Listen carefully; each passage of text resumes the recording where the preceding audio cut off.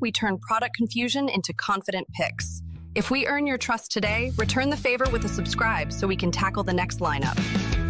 Stuck choosing between the Canon EF-S 55 to 250 mm and the Canon EF-75 to 300 mm lens? It's a classic dilemma. Both are telephoto zooms, but which one is right for you?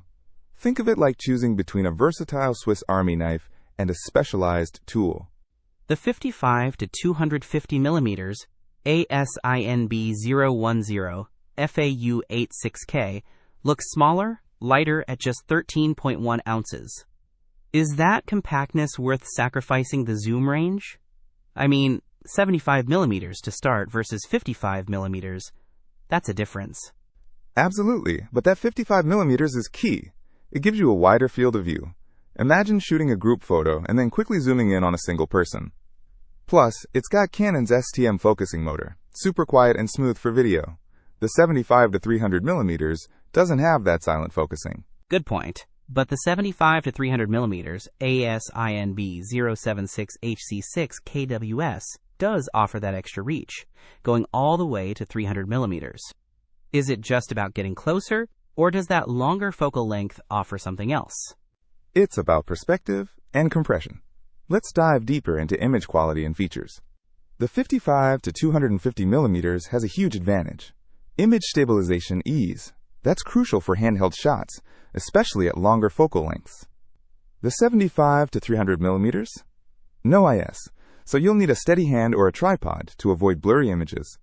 Okay, the IS is a big deal, but the 75 to 300 mm still gives you more reach for wildlife or sports, capturing action from further away. And it's often cheaper. Is the image quality really that different? It can be. The 55 to 250 mm has an ultra-low dispersion UD element to combat chromatic aberration, giving you sharper, clearer images with better color. The 75 to 300 mm lacks that.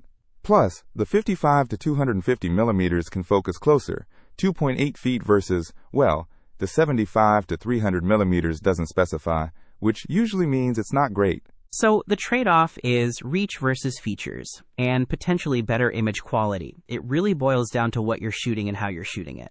Exactly. If you're a travel photographer who wants versatility and sharp, stable shots in various conditions, the 55 to 250 mm is the clear winner. Think landscapes, street photography, and even some wildlife. But if you're primarily focused on distant subjects like birds or sports, and you're on a tight budget, the 75 to 300 mm could work, especially if you mostly shoot in good light or use a tripod. Just be aware of its limitations. So, for versatility, image stabilization, and better image quality, choose the Canon EF-S 55 to 250 mm ISSTM. But if you absolutely need dies, that extra reach and budget is your primary concern, the Canon EF-75 to 300 mm is an option. Either way, understanding their strengths will help you capture amazing photos. Don't miss out on our next in-depth review to help you make smarter purchasing decisions. Hit that subscribe button and the notification bell so you're always in the know.